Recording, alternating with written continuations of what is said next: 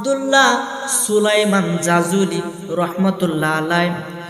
ওই সুলাইমান জাজুলি রহমতুল্লাহ আলাইহি একদিন তার বাড়ি থেকে বাহির হইছে।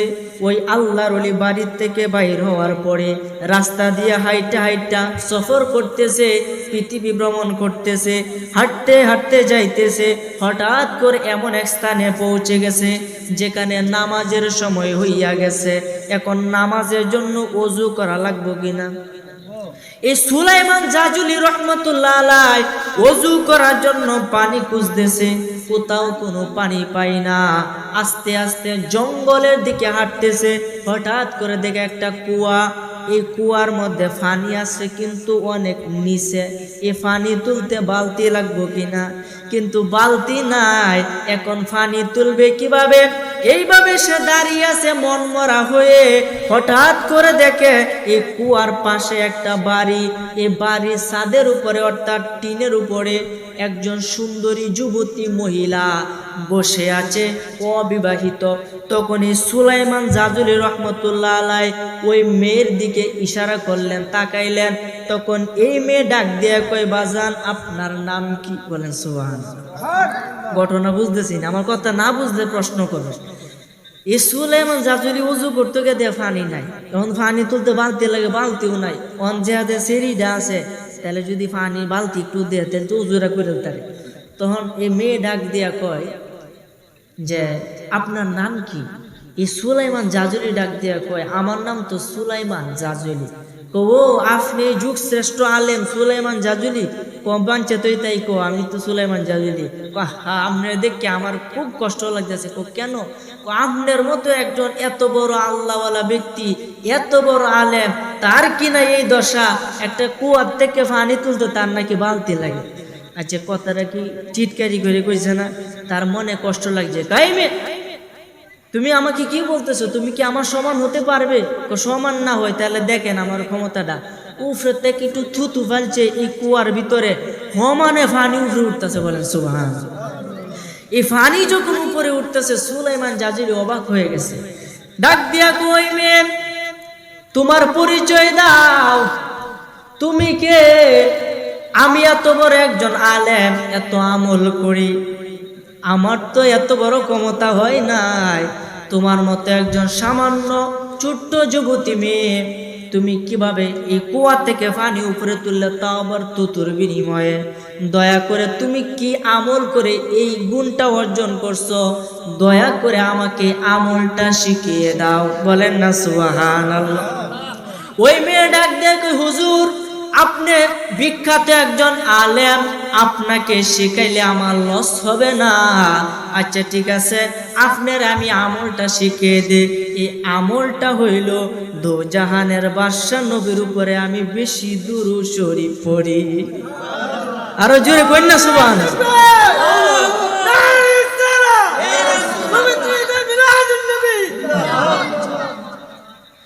আমি রাসূল পাক সাল্লাল্লাহু আলাইহি ওয়াসাল্লামের উপরে দুরূদ শরীফ পড়ি, এই কারণে আমার এই গুণ আল্লাহ তাআলা দিয়েছে।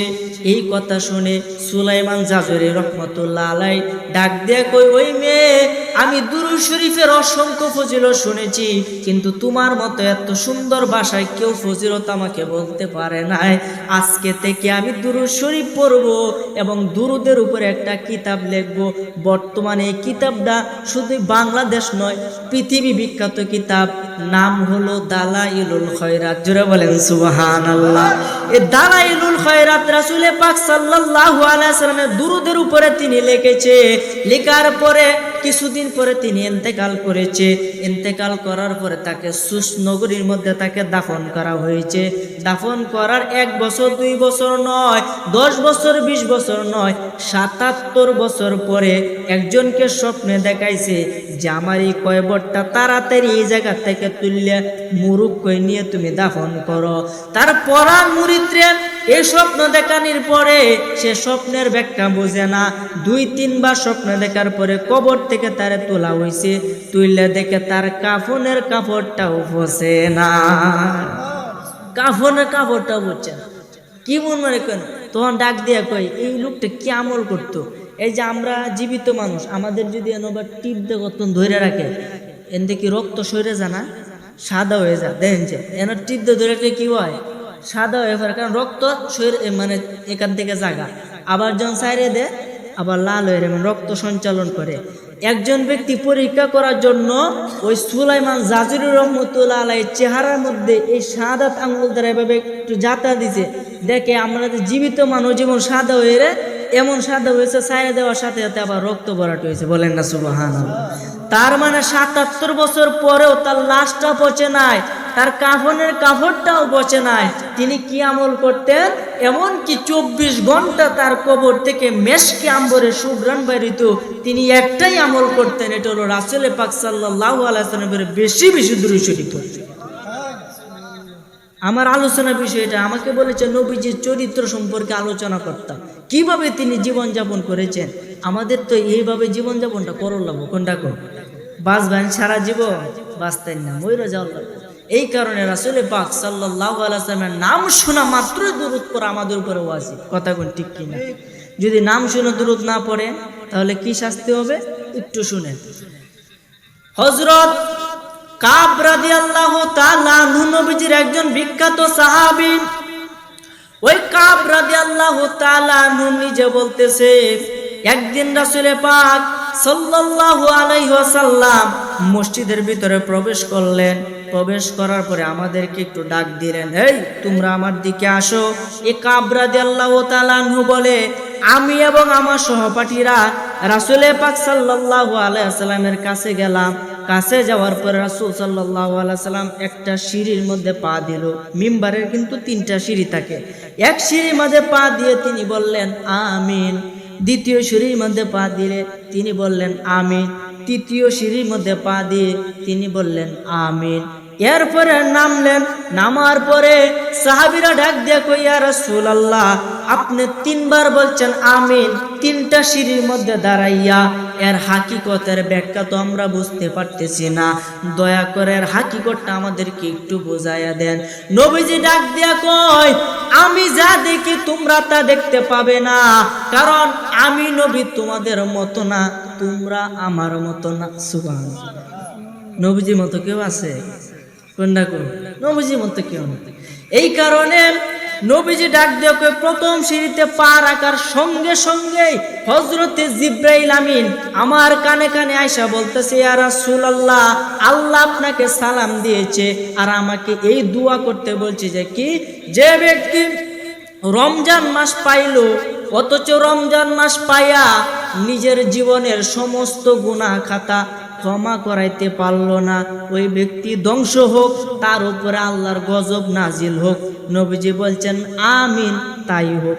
সুবহানাল্লাহ। আচ্ছা বলেন, জিবরাইল দোয়া করছে, নবীজি আমিন কইছে, বলেন দোয়াটা কি কবুল হইব না বিফল হয়ে যাইব? কবুল হয়ে রয়েছে।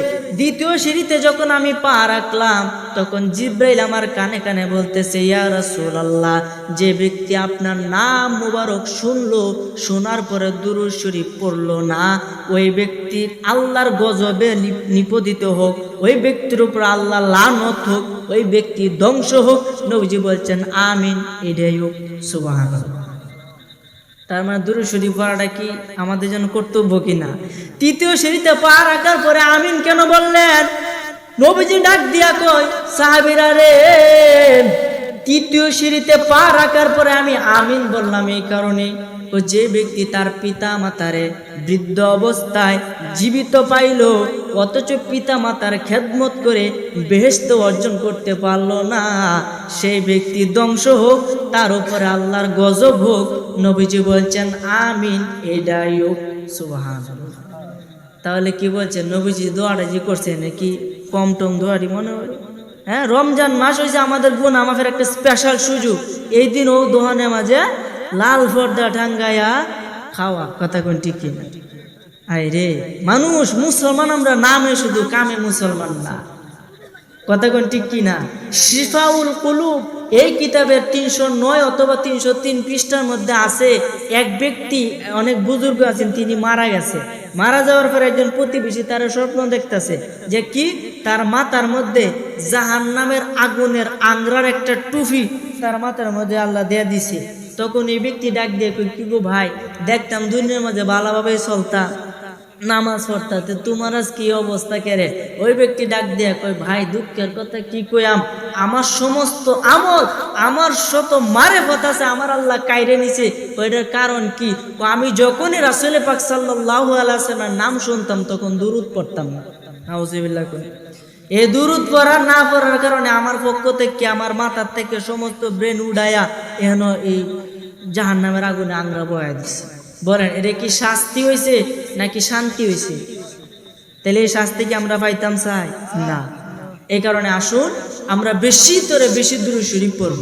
আপনার টাকা দরকার, গাড়ি বাড়ি দরকার, ব্যবসা বাণিজ্য উন্নত নাই, টেয়া পয়সা বেশি ভাও নাই, আপনি দুরূদ শরীফের আমল শুরু করেন, দেখান টেয়া করে দেয়। সুবহানাল্লাহ।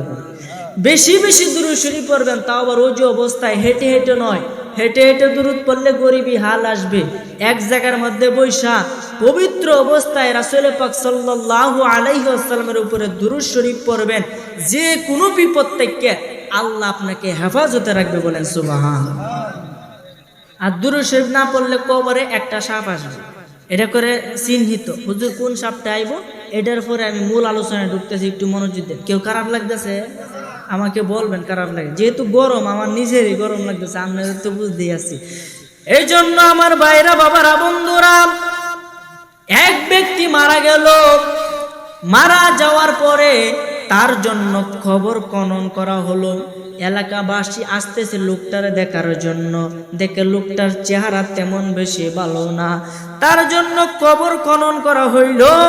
এই কবর খনন করার পরে যখন লোকগুলা উঠে গেল, উঠে যাওয়ার পরে কবরের ভিতরে বিশাল কালো কুচকুচে একটা সাপ দেখা গেছে। 4-5 জন মিল্লা সাপটাকে মারবো এরকম সাহস নাই, এত বড় একটা বিশাল সাপ। বাবারে মনোযোগ দেন। এই লোকগুলা তাড়াতাড়ি কইরা এই কবরের ভিতরে তাড়াতাড়ি মাটি দিল। মাটি দিয়ে কবরটারে সাপ দিয়া আবার দূরে সরে গেল। দূরে সরে যাওয়ার পরে আরে জায়গার মধ্যে তার জন্য আরেকটা কবর বানাইলো। দেখা গেল ওই সাপটা ওই কবরের ভিতরে উপস্থিত হইয়া গেল। এই জায়গার মধ্যেও তাকে দাফন করা না হইলে আর এক জায়গার মধ্যে আবারও কবর খনন করা হলো। কবর খনন করার পরে দেখা গেছে বিশাল বড় কালো কুচকুচে ওই সাপটা ওই কবরের মধ্যে পৌঁছে গেছে। তখন আমার আল্লাহ সাপের জবান কইলা দিছে। সাপে ডাক দেখে, ওই মূর্খ মানুষগণ, আমার কথা শুনে রাখ, তোরা পৃথিবীর যেই জায়গার মধ্যে ওই ব্যক্তির জন্য কবর খনন করস না কেন গো, আমি সাপ ওই কবরে গিয়া তাকে ধ্বংসন করব। লোকগুলা সুযোগ পাইছে, ডাক দিয়া কই, ওই সাপ তুই কেন বারবার ওই লোকটার কবরের ভিতরে উপস্থিত হইতেছিস? এর হাকিকতটা আমাদেরকে জানাইয়া দে। ওই সাপ ডাক দিয়া কই, ভাই তাহলে আমার কথা শুনে রাখো, আমি সাপ এতই বিষাক্ত, যদি আমার একটা ফোঁটা বিষ পৃথিবীর কোনো জায়গার মধ্যে পড়ে, পুরা পৃথিবীর মধ্যে কোনো সবুজ গাছ হইতো না। নাউজুবিল্লাহ। কই আমি তারে কামড়ায়াম, কয়ের কারণ কি? কয়ের কারণ একটাই, তিনি যখন রাসূলের নাম শুনতো সে দুরূদ পড়তো না। সুবহানাল্লাহ। তিনি দুরূদ পড়তো না, তাহলে বুঝেন দুরূদের কত ফজিলত। কি কইয়া, মানে দুরূদের ফজিলত পড়লে মনে হয় সারা জীবন দুরূদের ভিতরে ঢুকে যায়। বলেন না সুবহানাল্লাহ। নবীজি বলছেন, যে ব্যক্তি 50 বার কমপক্ষে দুনিয়ার মধ্যে দুরূদ শরীফ পড়বো, হাসরের ময়দানে lakh lakh crore crore million trillion billion মানুষের ভিতর থেকে আমি নবীজি তারে খুঁজে তার হাতে ধরে মুসাফা করা। এমনকি পৃথিবীর কোনো মানুষ যদি কমপক্ষে 500 বার দুরূদ শরীফ পড়ে, তাহলে সে কেমনে বেহেশতে পারে, হ্যাঁ চিন্তা না, আমি নবীজি চিন্তা। সুবহানাল্লাহ। এমনকি নবীজি এটাও বলেছেন, পৃথিবীর কোনো মানুষ যদি কমপক্ষে 1000 বার প্রতিদিন আমার উপরে দুরূদ শরীফ পড়ে মরতে পারে, তাহলে সে ততদিন মরবে না যতদিন তার বেহেশত নিজে না দেখবে। তাহলে বলেন এত ফজিলত আমরা, আর আমরা সেই নবীজিকেই তোয়াক্কা করি। আল্লাহ যেন আপনাকে আমাকে সেই নবীর পরিপূর্ণ সুন্নত মোতাবেক জীবনযাপন করার তৌফিক দান করে। বলেন আমিন। যাই হোক, নবীজি কি আল্লাহর প্রেমে পাগল ছিল কিনা বলেন? এ কথা কন না কেরে? নবীজি কি আল্লাহর প্রেমে পাগল ছিল কিনা? আল্লাহ জিকির করছে কিনা? তে নবীজিকে যদি আপনি অনুসরণ করেন তাহলে তো আল্লাহ জিকিরও করা লাগে, লাগে কিনা? অবশ্যই করা লাগে, কারণ কুলুবুল মুমিনিনা আরশুল্লাহ, মুমিনের কলবটা আল্লাহ পাকের আরশ, সেই আরশের ভিতরে আল্লাহ বইয়া থাকে। এটার একটা দরজা আছে, দরজার মধ্যে শয়তান বইয়া থাকে। ফেস লাগছে না?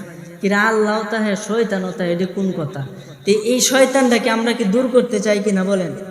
যদি দূর করতে চান তাহলে একমাত্র ওষুধ যেটা দিলে সে দূর হয়ে যাবে, এটা হলো আল্লাহ পাকের জিকির কন্যা। সুবহানাল্লাহ।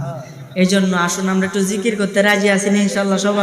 সবাই কেউ জবানটা বন্ধ করে বইতে হই না, যে হায়াত কেলের সাথে একটু জিকির করেন। আল্লাহ আল্লাহ আল্লাহ আল্লাহ আল্লাহ আল্লাহ আল্লাহ আল্লাহ আল্লাহ আল্লাহ আল্লাহ আল্লাহ আল্লাহ আল্লাহ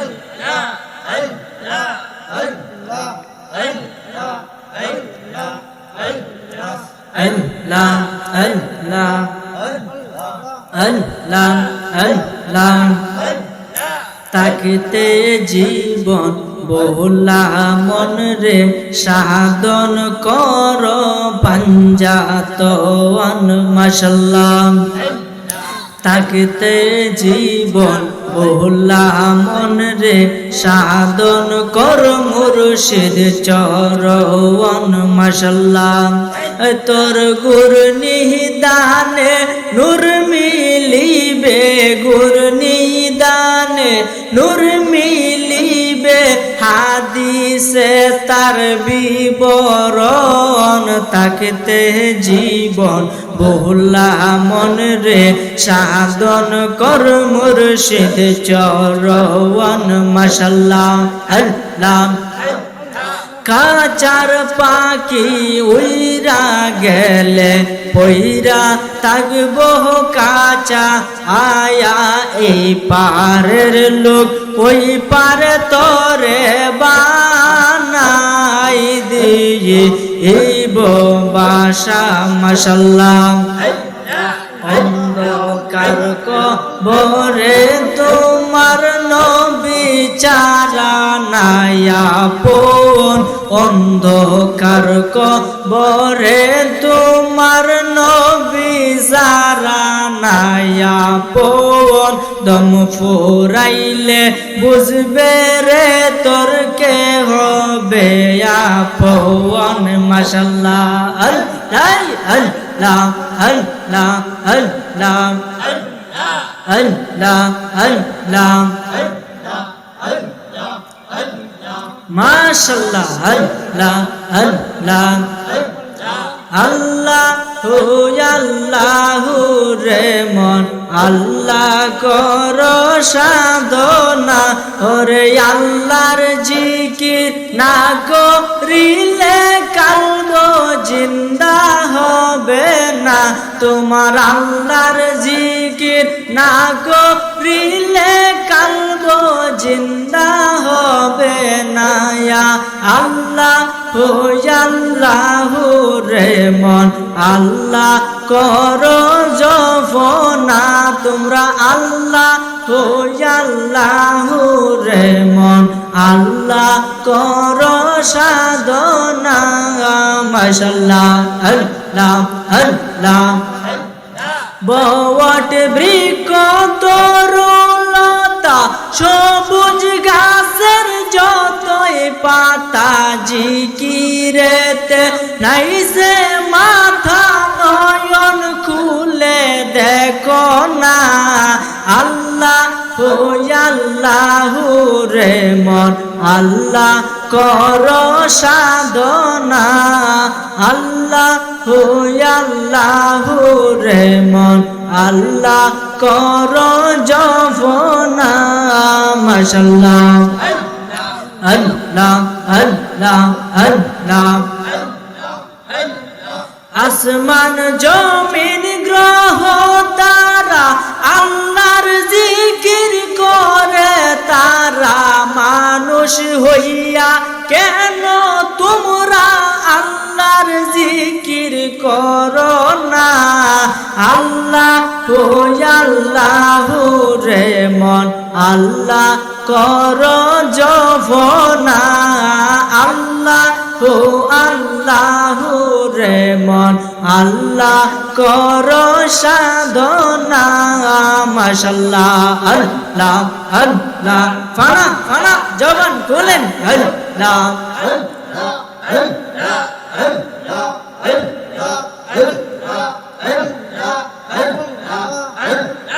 আল্লাহ আল্লাহ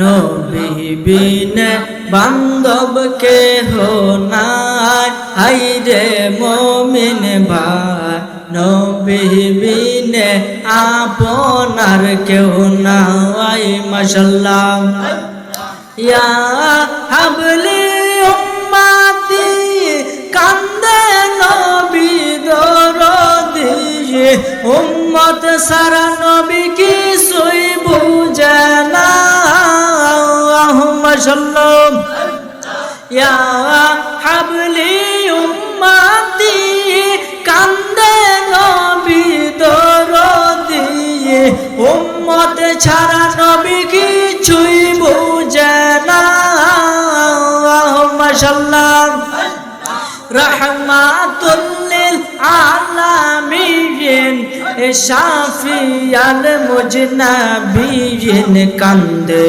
নবী উম্মতের মায়ায় আইরে মুমিন ভাই নবী বিনে দরদিয়ার নাই মাশাআল্লাহ আল্লাহ আল্লাহ বনের অজগরে চির সতর দরে নবীজিকে ছায়া দিত ভাই মাশাআল্লাহ এই সমস্ত মাঝে যাওয়াম দেখিয়া মাখা দি যাওয়াম এই সমস্ত মাঝে যাওয়াম দেখিয়া মাখা দি যাওয়া জীবন যৌবন সইপা দিল পায় আইরে মুমিন ভাই নবী বিনে দরদিয়ার নাই মাশাআল্লাহ আল্লাহ আল্লাহ আল্লাহ আল্লাহ আল্লাহ উপর উপর দেখতে বালা ভিতর ফুইরা কয়লা আমি জানি গো মুর্শিদ নামে আছে কত জ্বালায়া আমি জানি গো হাজারির প্রেমে আছে কত জ্বালায়া মাশাআল্লাহ মান করলো মান সব হারাইলাম মুর্শিদ প্রেমে পইরা আয়া মান করলো মান সব হারাইলাম হাজারের প্রেমে পইরা মাশাআল্লাহ আল্লাহ আল্লাহ আল্লাহ দেখা যদি নাইবা দিবা কেন প্রেম শিখাইলায়া আমি জানি গো দয়ালের প্রেমে আছে কত জ্বালায়া আমি জানি গো দয়ালের নামে আছে কত জ্বালায়া মাশাআল্লাহ আল্লাহ আল্লাহ আল্লাহ আল্লাহ আল্লাহ আল্লাহ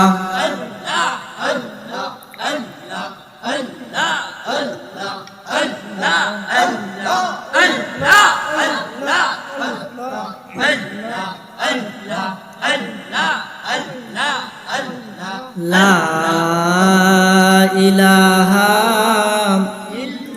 ইল্লাল্লাহু মুহাম্মাদুর রাসূলুল্লাহ সাল্লাল্লাহু আলাইহি ওয়াসাল্লাম। সকলে বলি আলহামদুলিল্লাহ, আর আওয়াজ করে বলি আলহামদুলিল্লাহ। আজকে পবিত্র ঈদে মিলাদুন নবী সাল্লাল্লাহু তাআলা আলাইহি ওয়া আলিহি ওয়াসাল্লাম উদযাপন উপলক্ষে আজিমুশান বরকতপূর্ণ নুরানি মাহফিল, এইভাবে তার অনুসরণ করতে উৎপত্তি আমাদের অর্জন হবে। আমাদের ব্রেন কখন জাগ্রত হবে, এই বিষয়ে কিছু কথা। আপনাদের কি খারাপ লাগতেছে? একটু মনোযোগ দেন, আমি আপনাদেরকে বেশিক্ষণ সময় কষ্ট দিব না। আমার পরবর্তী বক্তা আসার সঙ্গে সঙ্গে আমি মাইক ছেড়ে দেবো ইনশাল্লাহ। তো আপনারা একটু মনোযোগী হন, কেউ উঠা বসা করবেন না। আল্লাহ পাক আপনাকে আমাকে বানাইয়া এই দুনিয়ার মধ্যে দিছেন পাঠাইয়া। একদিন এই দুনিয়াও থাকবে না, আপনিও থাকবেন না, আমিও থাকবো না। আমাদের শ্বাস প্রশ্বাস বন্ধ হয়ে যাবে, সেকেন্ডের ভিতরে আমরা লাশে পরিণত হব। এই লাশে পরিণত হওয়ার আগে নবীজি বলেছেন, সেই ব্যক্তি হলো জ্ঞানী যে দুনিয়ায় থাকতে পরকালের ফাতিহা সংগ্রহ করলো। সুবহানাল্লাহ। এই কারণে নবীজিকে অনুসরণ আমাদের করতেই হবে। যে অনুসরণ করে এই সমগ্র পৃথিবী রাষ্ট্র শাসন করছে হযরতে উমর রাদিয়াল্লাহু আনহু, বলেন না অর্ধ পৃথিবী, কতখানি অর্ধেকটা পৃথিবী তিনি কি করছেন?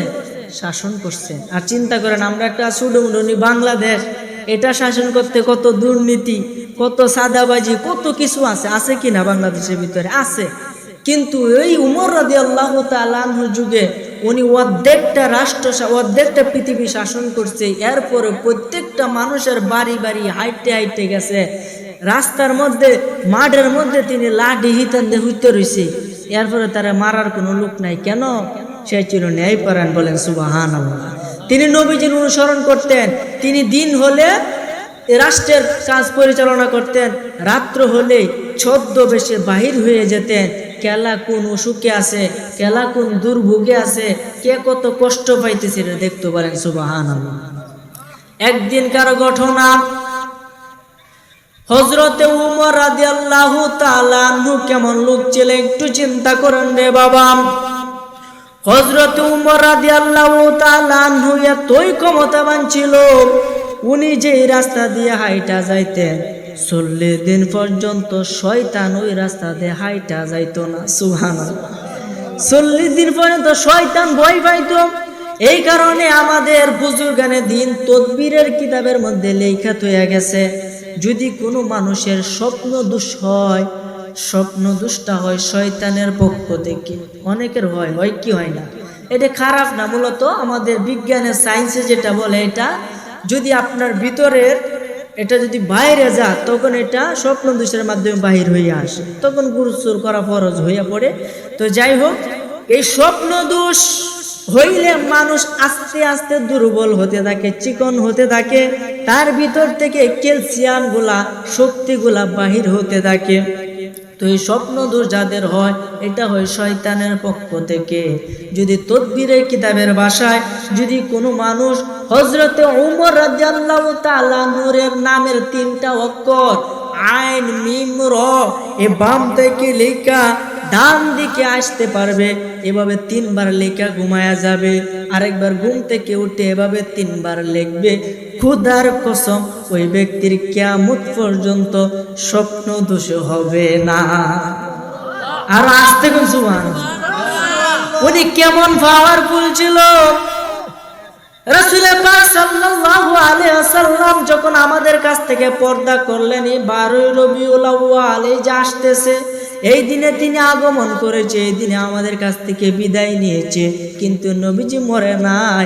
কোন পৃথিবীর কোন নবী কি মানুষে তো মরে? বলেন না সুবহানাল্লাহ। এই কারণে মুর্দা নবী বলা যাবে না। নবীজির জীবিত থাকাও আমাদের যেমন কল্যাণ ছিল, নবীজি ওফাত গ্রহণের পরে ওটা আমাদের জন্য সমান কল্যাণ। এই জন্য আমরা মিলাদুন নবী অর্থাৎ খুশি উদযাপন করি। সুবহানাল্লাহ। আরো জোরে কই না সুবহানাল্লাহ। এই জন্য তো আমি কই, ও মা দেখো না সবাই চলে যায়, জিকির করো।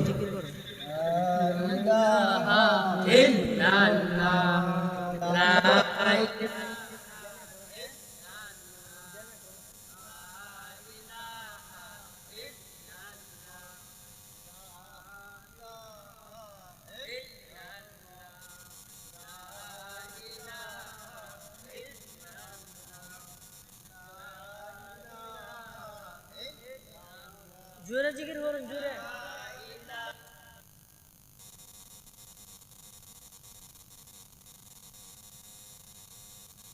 আজ নবীজি কাঁদিতেছেন, শুয়ে শুয়ে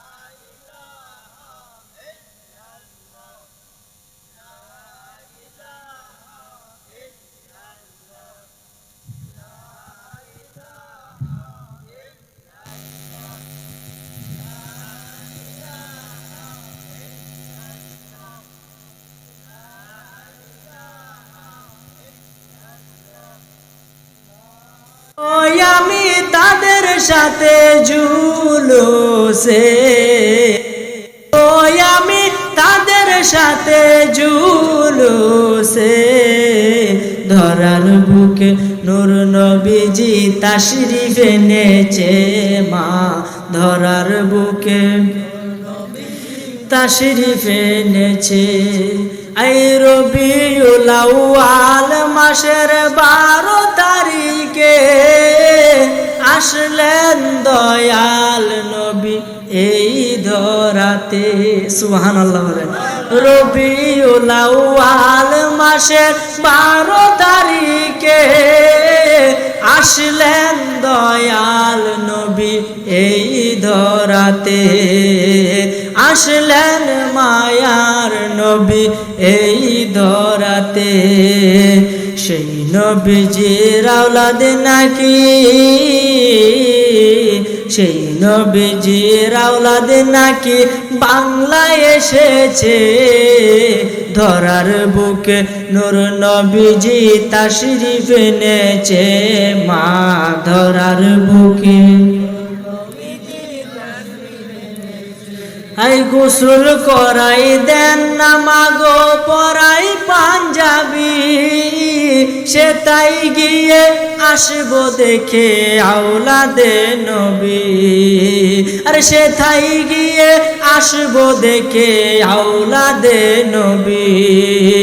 গোসল করাই দেন না মাগো পরাই পাঞ্জাবি, সে তাই গিয়ে আসবো দেখে আওলাদে নবী। আরে সে তাই গিয়ে আসবো দেখে আওলাদে নবী।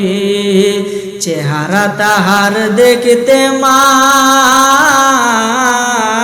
চেহারা তাহার দেখতে আশেক ছুটে চলেছে, ধরার বুকে মায়ার নবী তাশরিফ এনেছে মা, ধরার বুকে দয়াল নবী তাশরিফ। বাজান আকাশ বাতাস খুশি নবীর আগমনে, নারায়ে রিসালাত স্লোগান তুলবে ময়দানে। ঠিক না ঠিক? যাইবেন কি না আপনারা? ইনশাল্লাহ। আরে আকাশ বাতাস খুশি নবীর আগমনে, নারায়ে রিসালাত স্লোগান তুলবে ময়দানে। আরে নারায়ে রিসালাত স্লোগান তুলবে ময়দানে। মনের স্বাদ মিটবে মা, মনের স্বাদ মিটবে মাগো গেলে জুলুসে, ধরার বুকে দয়াল নবী তাশরিফ এনেছে মা, ধরার বুকে জিন্দা নবী তাশরিফ এনেছে মা ধরার বুকে মায়ার নবী তাশরিফ এনেছে ও মা দেখো না সবাই চলে যায় নতুন পোশাক মাথায় টুপি আতর লাগায় ও মা দেখো না সবাই চলে যায় নতুন পোশাক মাথায় টুপি আতর যাব আমি তাদের সাথে জুলুসে বলেন যাব আমি এই জুলুসে ধরার বুকে মায়ার নবী তাশরিফ এনেছে মা ধরার বুকে তাশরিফ এনেছে জোরে বলেন না সুবহানাল্লাহ আর আওয়াজ করে বলেন না সুবহানাল্লাহ আমার ভাইরা বাবারা বন্ধুরা নবীজির আগমনের কথা যদি আমি বলি সারা রাত্র বললে এর ফজিলত শেষ হবে না রে বাবা নবীজির আগমন কালে এত আশ্চর্য রকমের কারামত ঘটেছিল রে বাবা তখন আরবের অবস্থা তেমন ভালো ছিল না মানুষ খেতে পারতো না ক্ষেতের মাঝে ফসল হইতো না মানুষ অনাহারে জীবন যাপন করত খুব কষ্টে তাদের জীবন অতিবাহিত হয়েছিল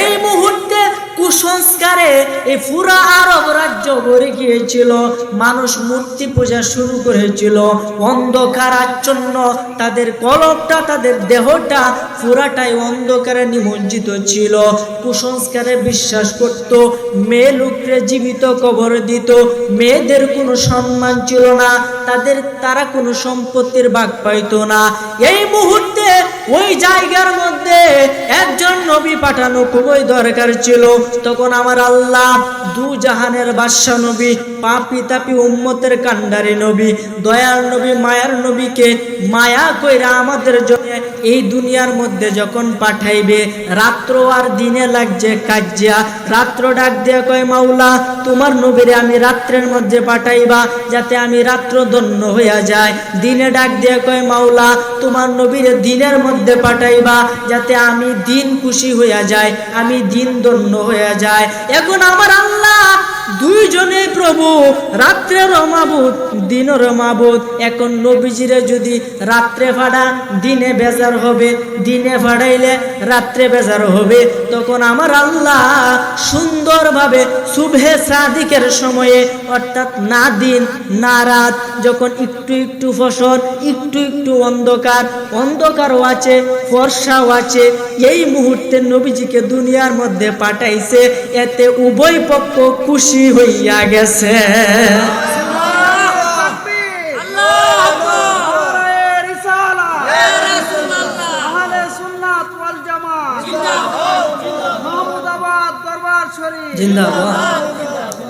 এই জন্য আমার ভাইরা এই পৃথিবীর মধ্যে আগে একটা জায়গার মধ্যে নির্দিষ্ট একটা জায়গা ছিল যেখানে নামাজ আদায় করত নামাজ ফরজ ছিল না ইচ্ছা হলে পড়তো না ইচ্ছা হলে না পড়তো কিন্তু আপনি আমার নবী এই দুনিয়ার মধ্যে কদমটা রাখার সঙ্গে সঙ্গে পুরা পৃথিবীটারে আমার আল্লাহ মসজিদে বানায়া দিছে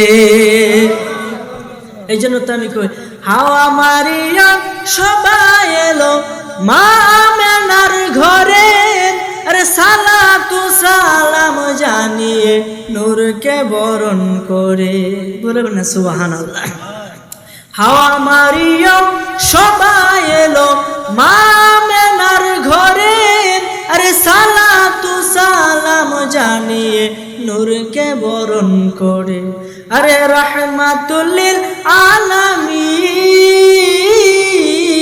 আরে রাহমাতুল লিল আলামিন কুল কায়নাত পেল সুন্দর বাগান দেখিতে মদিনাতে চলো সুন্দর বাগান দেখিতে ও Medina oh Medina oh Medina রে ও Medina oh Medina oh Medina রে জোরে বলেন না সুবহান ওই নবীর আগমন। মুহাম্মদ 4 অক্ষরের নাম, মিম হা মিম দাল। আরে সাইরের ভিতরে আছে হাকিকত, সাহিত্যের ভিতরে আছে হাকিকত। বাবারে আরশ কুরসি লৌহ কলম কয়টা? শরীয়ত তরিকত হাকিকত মারেফত কয়টা? শরীয়ত লিখতেও 4টা অক্ষর, তরিকত হাকিকত মারিফত লিখতেও কিন্তু 4টা অক্ষরে। বলেন না সুবহানাল্লাহ। কাদরিয়া, চিশতিয়া, নকশবন্দিয়া, মুজাদ্দিদিয়া কয়টা হইল? 60 তরিকা বাবারে। 4 জন ইমাম, হযরতে আবু হানিফা, হযরতে ইমাম আহমদ, হযরতে ইমাম মালিক, ইমাম শাফি রহমাতুল্লাহ আলাইহি। কতক্ষণ ঠিক কিনা? 60 জন খলিফা, হযরতে আবু বকর রাদিয়াল্লাহু তাআলা আনহু, হযরতে উমর রাদিয়াল্লাহু তাআলা আনহু, হযরতে উসমান, হযরতে আলী রাদিয়াল্লাহু তাআলা আনহু। খলিফা কয়জন? এই জন্য নবীজির নাম মিম হা মিম দাল 4 অক্ষরের নাম। এই জন্য সমস্ত মানে আমাদের গুরুত্বপূর্ণ জিনিসগুলা হলো 4টা। কথা বলেন ঠিক কিনা? এই জন্য আমার ভাইরা, বাবারা, বন্ধুরা, মুহাম্মদ মিম দ্বারা শুরু। এই জন্য মসজিদ মিম দেয়, মাদ্রাসা মিম দেয়, মুফতি মিম দেয়, মুনাজের মিম দেয়, মুফাসসির মিম দেয়, মুকাব্বির মিম দেয়, মিম্বার মিম দেয়। কথা বলেন ঠিক কিনা? এই জন্য আমার ভাইরা, বাবারা, বন্ধুরা, নবীর নামের মিমের কি হাকিকত, নবীর নামের মিমের কি বরকত। বাবার যদি কোনো মানুষ মিমের সাধনা করতে পারে, যদি কোনো মানুষ প্রতিদিন 4444 বার করে একটা ফেরেশতার নাম সঙ্গে করে যদি মিম অক্ষরটা উচ্চারণ করতে পারে 28 দিন কিংবা 21 দিন, তাহলে মিমের আমেল হইয়া যাবে। তখন মিম দ্বারা সে বড় বড় কাজ সম্পাদন করতে পারবে। জোরে বলেন সুবহানাল্লাহ। তাহলে এই মিম, নবীজির নামের মিমের যদি এত দাম থাকে, তাহলে উনার কেমন দাম একটু চিন্তা করুন। আর আমরা উনার উম্মত হয়ে রাস্তাঘাটে বৈশা শাস্টলে বই আড্ডা দিই, বিড়ি সিগারেট খায়, এর বদলাম হের বদলাম, আমরার মনে অলরেডি করতেই তাই। এটাই কি নবীজির আদর্শ? এই নবী আমাদের জন্য কত কষ্ট করছে, আর আমরা তাদের জন্য কোনো কিছু, আমি তার জন্য কোনো কিছু করতে পারি না। কথা কোন ঠিক কিনা? মনে রাখবেন, উম্মতে মুহাম্মদের মধ্যে যদি আপনি অপরাধী হইয়া যান, আপনার কপালে শনি, জীবনে শনি উদ্ধার করতে পারবেন না। কথা কোন ঠিক কিনা? আরে উম্মতে মুহাম্মদি যারা হবে অপরাধী, আরে উম্মতে মুহাম্মদি যারা হবে অপরাধী, তাদের দুঃখে রবে না সীমানায় আশেক জনা। নবীরেশকে হইয়া যাও গাফানা, নবীরেশকে হইয়া যাও গাফানা। হায়াত মত রিজিক দৌলত নিজের কাছে রাখলেন মজুদ, বাকি সব দিয়াছেন নবীরে আল্লাহ, বাকি সব দিয়াছেন নবীরে। আরে হায়াতুল মুরসালিন নবী ধ্যান করিলেই দেখা পাবি, হায়াতুল মুরসালিন নবী ধ্যান করিলেই দেখা পাবি। থাকতে সময় করো তার সাধনায় ওরে, থাকতে সময় করো তার সাধনা আশেক জনা। নবীরেশকে হইয়া যাও গাফানা, তোমরা নবীরেশকে হইয়া যাও গাফানা আশেক জনা। নবীরেশকে হইয়া যাও গাফানা। নবুয়তের শেষের দিকে সাহাবীদের বললেন ডেকে, হযরত আলী এলেমের দরজা। নবী বলছেন হযরত আলী এলেমের দরজা। আনা মাদিনাতুল ইলম ওয়া আলী বাবুহা। বলেন না সুবহানাল্লাহ। হযরত আলী কয় নবীর সাথে দেখা করবা একবার, আমি আলীর সাথে দেখা হবে 2 বার। সুবহানাল্লাহ। সমস্ত সাহাবীরা কইছে, এটা কি আলী, তুমি কি নবীতে বড় হয়েছো গা? বিচার হবে তোমার ওই কাঠগড়ার মধ্যে। লইয়া গেছে গা ওই বিচার কাঠগড়ার মধ্যে আলীরে লইয়া।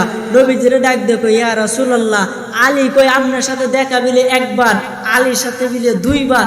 আলী কি আমরা থেকে বড় হয়ে গেছে গেলে কি? তখন আলীরে নবীজি জিজ্ঞাসা, এই আলী তুমি কি কও?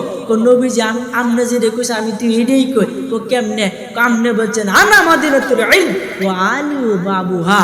আমি যদি এলেমের শহর হই, আলী হলো সেই শহরের দরজা। এখন দরজা দিয়ে আপনার সাথে দেখা করবে, আবার দরজা দিয়ে বের হবে। একবার যাওনের সময় দেখা হবে, আবার আউনের সময় দেখা হবে।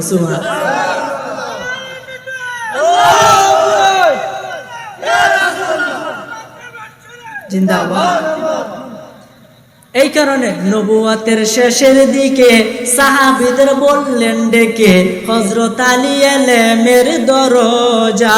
নবী বলছেন হযরত আলী এলেমের দরজা।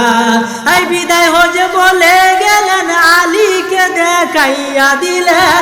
বিদায় হজে বইলা গেলেন, আলীকে দেখাইয়া দিলেন। আলী দিবে পথের নিশানা বাবা, আলী দিবে পথের নিশানা। আশেক জনা নবীরেশকে হইয়া যাও গাফানা, নবীরেশকে হইয়া যাও গাফানা। আশেক জনা নবীরেশকে হইয়া যাও গাফানা। স্বয়ং আল্লাহ তাআলার মুখের বাণী, খুলে দেখো কুরআন খানি। সূরা মায়দার আয়াত ৩০। হায় রে সূরা মায়দার আয়াত ৩০। আল্লাহ তাআলার মুখের বাণী, খুলে দেখো কুরআন খানি। সূরা মায়দার আয়াত ৩০। হাশেম বলে উসিলা বিনে, ওদম খলিল বলে উসিলা বিনে, কেতরা বেশেষ নিদানে। এই অধম বলে উসিলা বিনে, কেতরা বেশেষ নিদানে। নবীর সাথে রাখলে না দেনা আশেক জনা, নবীর এশকে হইয়া যাও গাফানা। তোমরা নবীর এশকে হইয়া যাও গাফানা। আশেক জনা নবীর এশকে হইয়া যাও গাফানা। এই উম্মতে মুহাম্মদী যারা হবে অপরাধী, উম্মতে মুহাম্মদী যারা হবে অপরাধী, তাদের দুঃখে রবে না সীমানা। আশেক জনা নবীর এশকে হইয়া যাও গাফানা, নবীর এশকে হইয়া যাও গাফানা। আশেক জনা নবীর এশকে হইয়া যাও গাফানা। জোরে বলেন সুবহানাল্লাহ। সে নবীর প্রেমে আমরা পড়তে চাই কিনা বলে? কেলা কেলা চাই না, একটু আতুডায়। এটা হলে উষে নাই তো, আমরা জুসে উঠতে হচ্ছি বাজান। আমি কিন্তু আপনাদেরই সন্তান, আমি আপনাদের দোয়ায় বিভিন্ন জায়গার মধ্যে ওয়াজ নসিহত করি। আমার এত যোগ্যতা নাই, তবে যোগ্যতা থাকলেই আলেম হওয়া যায় না যদি নবীর মুহাব্বত অন্তরে না থাকে। কথা কোন ঠিকই না? আরে কোরআন হাদিস পড়লে সবাই আলেম তো হয় না। আরে কোরআন হাদিস পড়লেই সবাই আলেম তো হয় না। এই নবীর প্রেমে মজলো যারা, তারাই মাওলানা। সুবহানাল্লাহ। আপনিও মাওলানা যদি নবীর প্রেম আপনার ভিতরে থাকে। তিন ভাতা পড়ছেন না, কোনো বই নাই। নবী যদি আপনারা টাইনা নে, এই আলেম যদি দূরা সরায় নে, আলেমের থেকে আপনি তো বলা। আলেম হতে হবে আলেমের মতো। আলেম কারা? যারা জ্ঞানী। জ্ঞানী কারা? যারা দুনিয়ায় থাকতে পরকালে ফাতিহ সংগ্রহ করে। পরকালে ফাতিহ হলো নবীর দুরূদ, নবীর অনুসরণ। বলে সুবহানাল্লাহ। এই জন্য হযরত উমর নবীজির কেমন অনুসরণ করতেন। একদিন রাত্রেবেলা তিনি যখন বাদশাহ, সবাই ঘুমায় গেছে, তিনি সুন্দরভাবে তার বেশটারে ফালদায়া 14 বেশে বাড়ির থেকে বাইর হইয়া তিনি তার নগরীর মধ্যে হাইটা হাইটা দেখতেছে কেলা কোন অসুবিধার মধ্যে আছে। সুবহানাল্লাহ। কেমন অনুসরণ নবীজিকে করতেন। একটা ঘরের মাঝে গেছেন, দেখতেছে দূর থেকে একজন মহিলা চুলার মাঝে আগুন ধরাইছে। ধরানোর পরে একটা পাত্র এটার মাঝে দিয়া পানির মাঝে টকবক করতেছে, কি যেন রান্না করতেছে। তার ছেলে বলতেছে আম্মু খাওয়ান দেও, খাওয়ান দেও, তাড়াতাড়ি খাওয়ান দেও, আর কান্নাকাটি করতেছে। হযরত উমর রাদিয়াল্লাহু তাআলা দূর থেকে সবগুলা পর্যবেক্ষণ করতেছে। হঠাৎ করে ছেলে কাঁদতে কাঁদতে ঘুমায় গেছে। ওই মাও কি করছে, এই হাড়িটারে এই চুলার থেকে নামায়া নিচে রাইকা সেও ঘুমায় গেছে। হযরত কোন কানলো, সে খাওয়ান দিল না, সে বল ওইতাছে। এখন খাইন্দা ছেলে ঘুমায় গেছে, এখন সে ডেক ধারে নামাইয়া সেও ঘুমায় গেছে, কিছু খাইলো না। এর হাকিকত কি আমি জানতে চাই, বলেন সুবহানাল্লাহ। হযরতে উমর রাদিয়াল্লাহু তাআলা আনহু দরজার মধ্যে গিয়ে টোকা দেয়, বলে মা দরজাটা খুলো। ওই মহিলা দরজা খুলে দেখে একজন অচেনা লোক। উমর যে বাদশাহ চিনে না, ছদ্মবেশ। তখন বলতেছে, ও মা তোমার একটা জিনিস আমার কাছে আশ্চর্য লাগছে, দয়া করে আর ব্যাখ্যা কি তুমি একটু আমাকে দাও। ওই মহিলা ডাক দিয়ে কই, বাবা তোমার কি সমস্যা আমাকে খুলে বলো। উমর রাদিয়াল্লাহু আনহু ডাক দিয়া কই, মা আমি দূর থেকে দেখলাম তোমার ছেলে খাবারের জন্য কাঁদতাছে, কিন্তু তুমি চুলার উপরে, উনুনের উপরে পাত্র রাইকা লাকড়ি দ্বারা তুমি আগুন ধরাইয়া টকবক করতেছে। আমি দূর থেকে শুনলাম তুমি কি রান্না করলা, তোমার ছেলেরও দিলা না, তুমি নিজেও খাইলা না, তাহলে তুমি কি রান্না করলা আমাকে একটু দেখাও। তো বাবা তাহলে আসো আমি তোমাকে দেখাই আমি কি রান্না করছি। এই পাত্রের উপরে যে ঢাকনা ছিল, ঢাকনাটারে তুলছে, তোলার পরে দেখে কিছু পাথর আর কিছু পানি, এটা দিয়া জাল দিছে যাতে ছেলে বুঝে ঘরের ভিতরে খাওয়ান আছে, মা রান্তাছে, ছেলে যাতে এটুকু বুঝে। আর মা তো জানে যে আমার ঘরে কিছু নাই। ডাক দিয়ে কই, বাবা আজকে 3-4 দিন ধরে আমি উপবাসে আছি, আমি কোনো কিছুই পাই না খাইতে, আমি খুব কষ্টে আছি। এই উমর ডাক দিয়ে কই, তাহলে বাদশা উমরের কাছে যাইতা তো কেন? বাদশা উমরের কাছে যাবার ক্ষমতা তো আমার নাই, ওনাকে তো আমাদের ভয় লাগে, কেমনে তার কাছে যাব? উমর রাদিয়াল্লাহু তাআলা আনহু ভিতর থেকে একটা চিৎকার দিছে, হায়রে আমি বিলে অর্ধ পৃথিবীর বাদশা, আমার অঞ্চলের ভিতরে একজন মহিলা 3 দিন যাবত না খাইয়া আছে, আর আমি আরামের বিছানায় ঘুমাইছি। হায়রে আল্লাহ যদি আমারে জিগায়, নবী যদি আমারে ধরে, আমি কি জবাব দিব? অথচ তিনি দুনিয়া থাকতে বেহেশতে সার্টিফিকেট পাইয়াছে। আমরা এত পড়াশোনা করি কেন লাগে? সার্টিফিকেটের লাগে, যাতে চাকরি হয়। আর তিনি বেহেশতের সার্টিফিকেট কোনো কিছু অর্জন না করে নবীর প্রেম দ্বারাই পাইছে। সুবহানাল্লাহ কইতেন। তিনি পাইয়াছে, এরপরও তার কত ভয়, তিনি দৌড়িয়া গেছে বাইতুল মাল, যেখানে রাষ্ট্রীয় সম্পদ রাখা হয়। বাইতুল মালে ডাক দিয়ে ওই বাইতুল মালের ধার রক্ষক, দরজা খুল। হুজুর আপনি এত রাত্রে কেন আসছেন? তাড়াতাড়ি দরজা খুল, তাড়াতাড়ি আডার বস্তা চিনির বস্তা আমার মাথা তুলে দে। হুজুর আমি থাকতে আপনি কেন? তো বেশি বুঝিস না, আমার রাজত্বকালে একজন মহিলা 3 দিন যাবত না খাইয়া আছে। আমার নবী যদি আমাকে জিগায়, ওমর তুই যিনি বাদশাহী এইভাবে পালন করছস, একজনে না খায়া রয়েছে, তুই তো খায়া আসলে, তখন আমি কি জবাব দিব? এর প্রায়শ্চিত্তর জন্য আমি আমার মাথার মাঝে তুইলা, আমি আমার নিজ মাথার মাঝে তুইলা ওই মহিলার বাড়িতে খাবার পৌঁছে দিব। জোরে বলেন সুবহান। নারে তাকবীর, নারে রিসালাত, নারে রিসালাত। যাই হোক, হুজুর আসছে, আলহামদুলিল্লাহ। হুজুর অনেক দূর থেকে আসছে, অনেক দূর থেকে আসছে। আল্লাহ যেন হুজুরের হায়াতে বরকত দান করে। আলোচনা কিন্তু শুরু করলে শেষ করা বাহুল্য নয়। অনেক আলোচনা করেছি, আসলে আমি ছোট মানুষ, আমার বয়স এত না। হ্যাঁ, আপনাদের দুআয় রাসূল পাক সাল্লাল্লাহু আলাইহি ওয়াসাল্লামের একজন নগণ্য উম্মত হিসেবে যেন আল্লাহ আমাকে কবুল করে, বলেন আমিন। আমি যেন সবসময় সদা সর্বদাই কোরআন হাদিসের সঠিক কথাগুলি আপনাদের সামনে তুলে ধরতে পারি, সে অনুযায়ী সর্বপ্রথম আমি এবং পরবর্তীতে আপনারা সকলেই যেন আমল করতে পারেন, এই তৌফিক যেন আল্লাহ দান করে, বলেন আমিন। আমি যে কথাটুকু বলেছি, কেউ আমার কথায় কষ্ট পাইছেন? যদি কষ্ট হয়ে থাকেন, আল্লাহর রাস্তায় আমি ছোট মানুষ, ক্ষমা প্রার্থী, ক্ষমা চাই। আমার জন্য দোয়া করবেন, হুজুরের কাছে আমি দোয়া চাই, সকলের কাছে দোয়া চাই।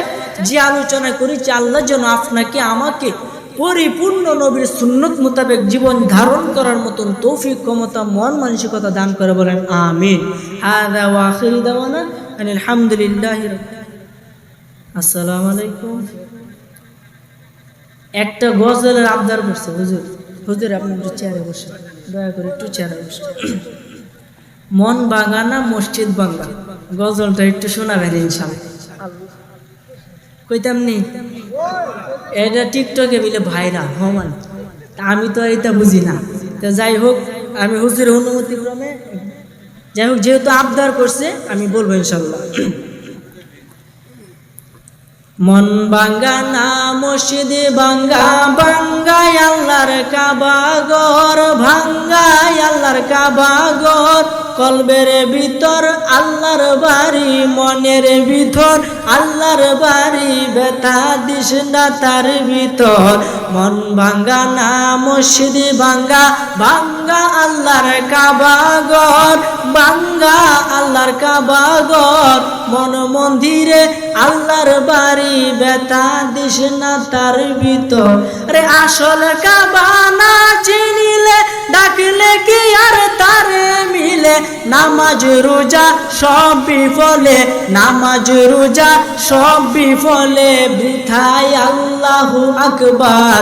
মন ভাঙ্গা না মসজিদ ভাঙ্গা, ভাঙ্গা আল্লাহর কাবা ঘর, ভাঙ্গা আল্লাহর কাবা ঘর, মন মন্দিরে আল্লাহর বাড়ি, কলবের ভিতর আল্লাহর বাড়ি, ব্যথা দিস না তার ভিতর।